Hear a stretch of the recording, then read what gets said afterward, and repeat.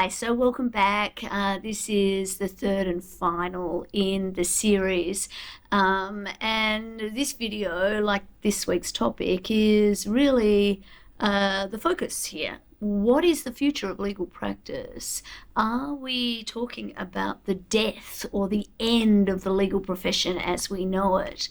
The reading that you had this week actually begins with that quite dramatic statement. Legg and Bell write about this idea that a life-threatening experience can lead to an existential crisis in which an individual might question whether their life has meaning, purpose, or value, which then goes to, in context, this question of, are we seeing that existential crisis in the practice of law?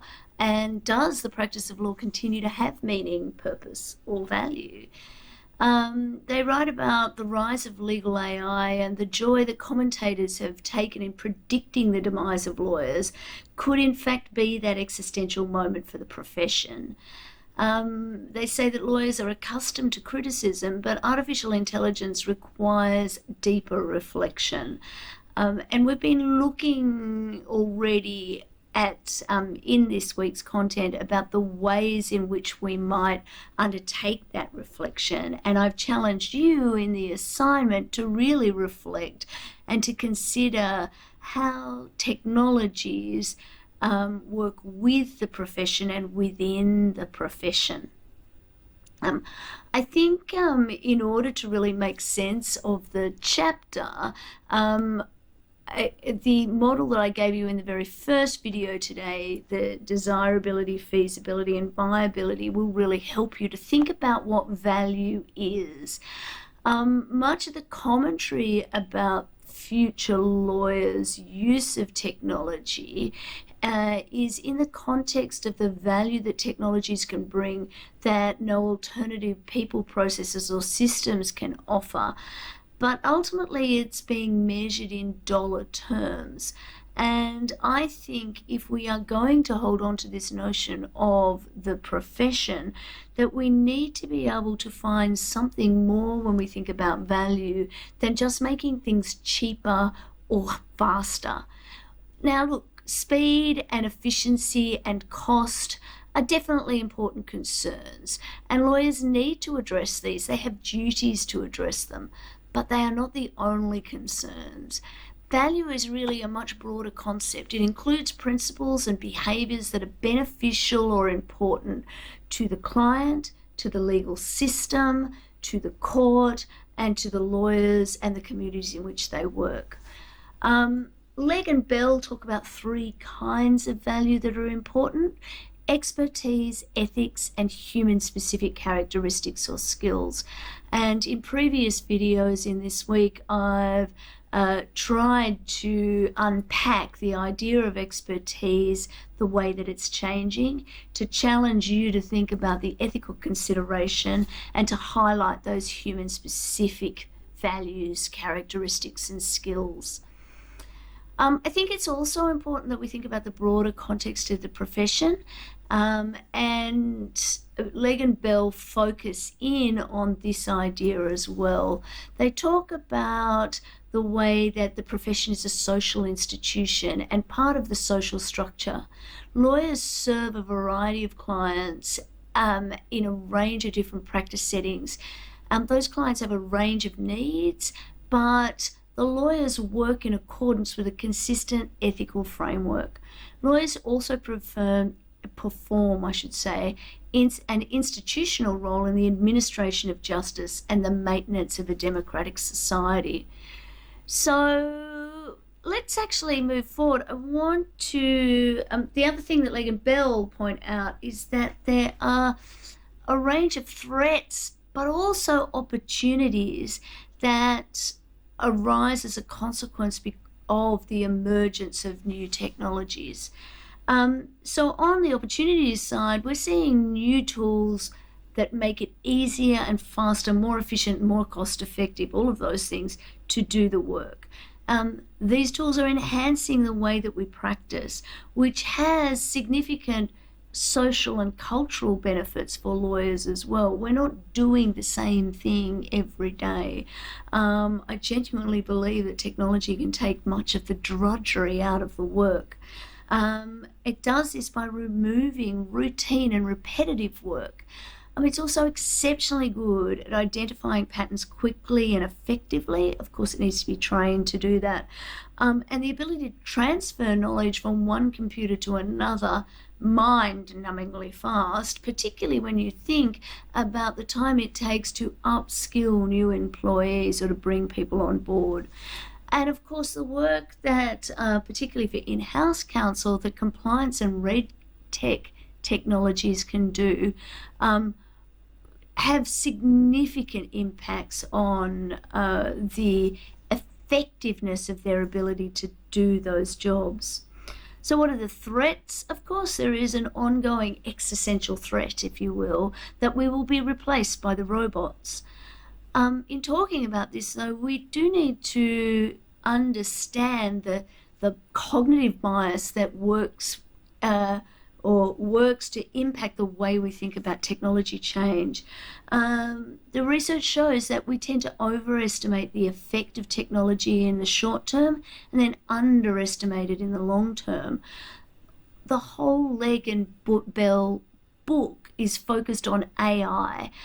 We haven't even begun to drill down into automation or blockchain technologies in any kind of way, much less voice and other neural network type applications beyond the limitations in the Legg and Bell book.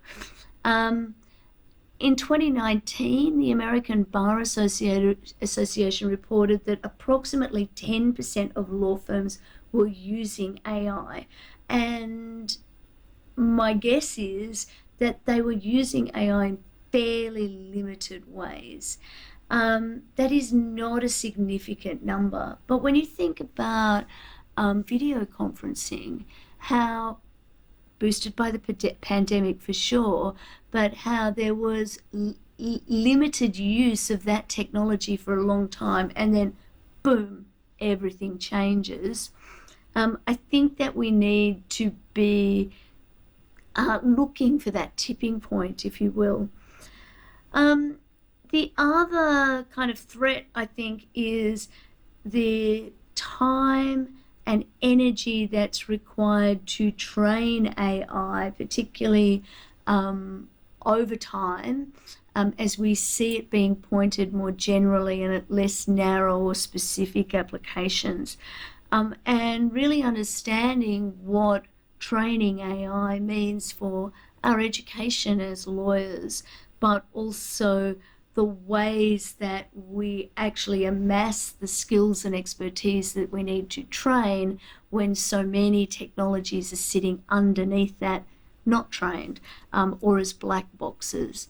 And question where strategy and bespoke experience fits in. Going back to the very beginning of our discussion about technology and Susskind's discussion of the decomposing of technology, really understanding what is happening in relation to the gathering of expertise and the transfer of that expertise to other humans or to machines.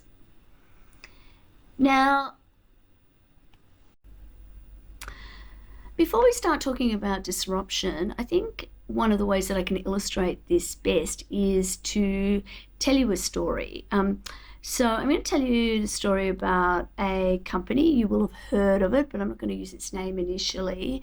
It was a family business initially back in the 1850s. And by around the early 1900s, it was really quite a large company. It had more than 5,000 employees worldwide, which for the time was very large indeed. By 1988, was really the point in time when it reached its absolute zenith, the real height of the number of employees it did, with over 140,000, close to 150,000 employees worldwide. Its employees were involved clearly in all facets of its business, but its business included research and development. It was constantly improving its product, and its product was used by amateurs and professionals alike. It was really absolutely a superb product, and a superb technology, really. It became listed on the New York Stock Exchange in the early 70s, I believe. I'm not exactly sure when. And if we can take stock price as a measurement of the success of a company, by the late 1990s, it was absolutely peaking.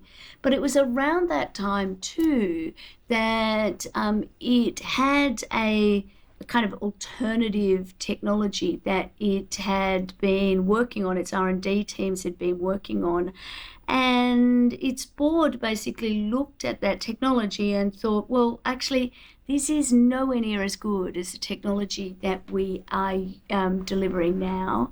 Our best customers don't want this technology in any way. It's really, it's a cheap, inferior, not interesting product, and it's diverting our attention from the main game. So they effectively decided to shelve it. And they did that at a time when their stock price was pretty close to an all-time high, and as I mentioned, they had a significant number of employees. So that's, but at the same time, so they did that late 90s, about 1997. By September 2011, a dramatic time for a range of reasons, that company's share price had gone from an all-time high in 1997 of about $94 a share down to less than $1 a share. And one of the reasons for that was that the technology, the disruptive technology that they had abandoned, was really coming into its own. Now, clearly, September 11, September 11, it's 10 years after September 11, 2001. I don't know where I was getting that from. It's late at night while I'm doing this. I'm determined to finalize the lectures before I go to bed, because I'm flying home tomorrow and I've just had too many tech disasters. But anyway, let's not get off track. So, yeah, the point here is, and I'm going to bring the slide up now. You know the company, it's Kodak, and you know that the technology that they passed on was the digital camera. But why I wanted to tell you the story in that way is I find it difficult to think that Kodak made a stupid decision. Kodak was investing in what it did well, and the technology that it abandoned or that it shelved for the time being really wasn't a competitor to what it's doing. And so let me actually show you again some more from Clayton Christensen, who you heard from earlier. I won't subject you to him speaking again, but his theory about what a disruptive technology is, I have spoken about it before, but I just want to show you again because this might be useful to you as you think about the onboarding of a new technology in your assignment, but also what the future problems might be as the technology landscape changes, what competitors or disruptors to your technology might be relevant. So the term disruption was coined by Clayton Christensen in his seminal work, a book called The Innovator's Dilemma. And while we tend to use it colloquially, and you'll find when you're talking to lawyers who haven't studied innovation, they might use the word disruption to mean it in the same way as maybe a teacher means it. There's disruption in the classroom, like a loud noise, a big bang. really disruptive technologies tend to come up quietly. So we generally use the term in the context of a distinction between either sustaining or disruptive technologies. So a sustaining technology, speaking really broadly, is the kind of technology that supports or enhances the way that a business or a market currently operates. So a sustaining technology in the legal profession would be Microsoft Word or email, but also at its very broadest, I don't know if you call it a technology, but a sustaining operation in the court system would be a courthouse, where disruption occurs when we start to think of the court as a service as opposed to a place. And a disruptive technology is a technology that fundamentally challenges and changes the functions of a firm or a market sector. So in the case of Kodak and film, it was the digital camera that changed the way that people thought about the way that they kept images. And again, it's easy with hindsight to say that, well, Kodak missed it. They didn't understand that the problem that film solved, or the job that needed to be done by buying film, was not the film itself, but the making of an image that could be kept and shown to other people. And they hadn't contemplated the way that, particularly when mobile phones came into view, into regular use, how that would completely change the way that we gathered and captured images.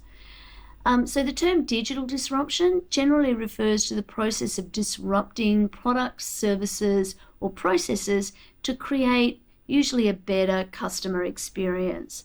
There is on the slide a web link to a report from Deloitte. It's a few years old now, but I think it's quite useful, and I would highly recommend, if this interests you, to follow that up.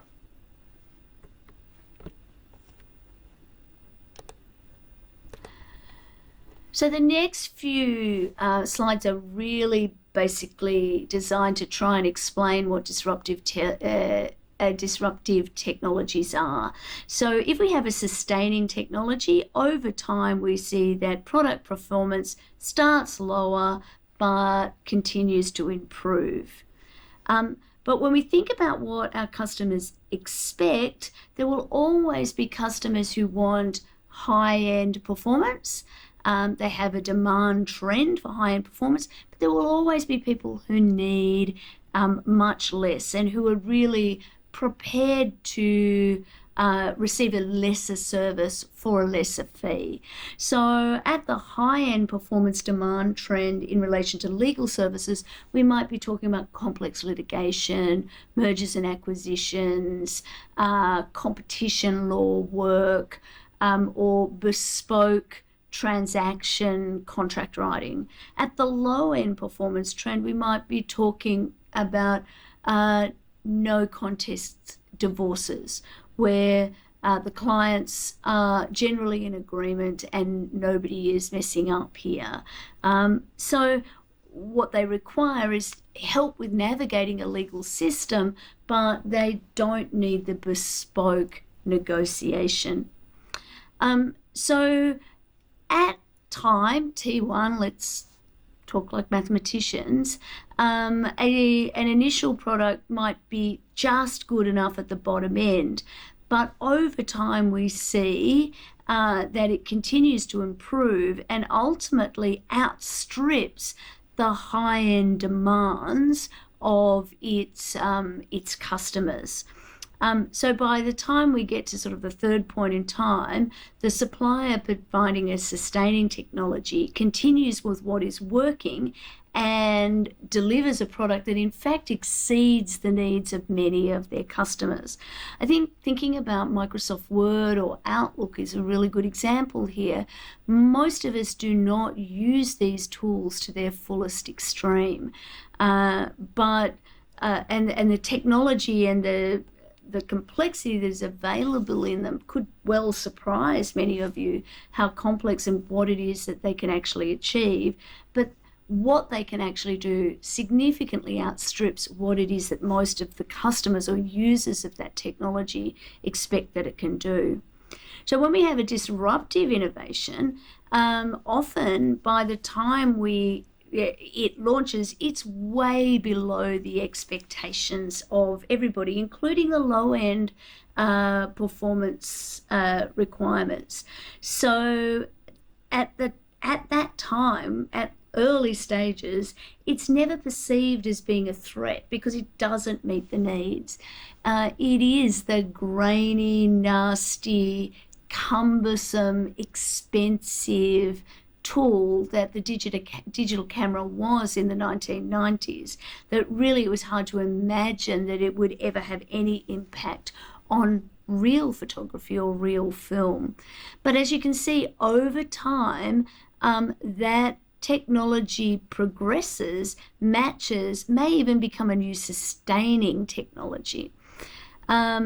So by the T3 or time number 3, disruptive supplier meets the needs, but the base tech supplier, the supplier of the incumbent, is basically stuck on the old technology. It's very hard for them at that stage to move forward for most cases.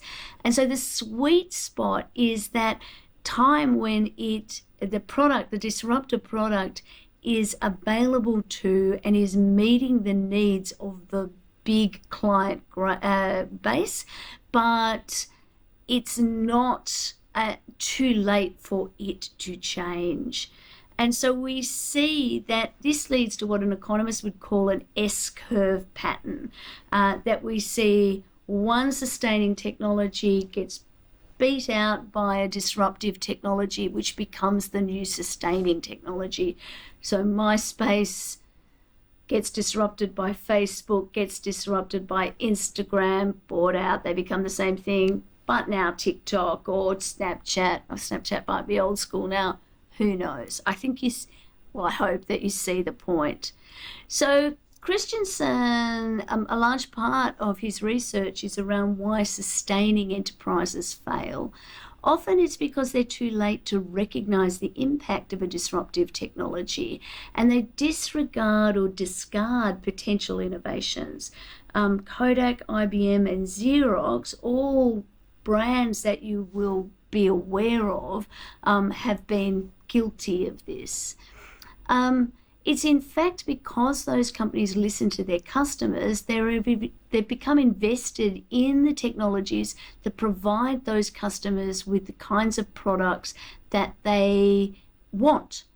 But by investing in the wrong types of technologies, the sustaining technologies that improve the performance of those established products, they get locked in and not nimble, and it's hard for them to move. Technology itself cannot be intrinsically disruptive or sustaining.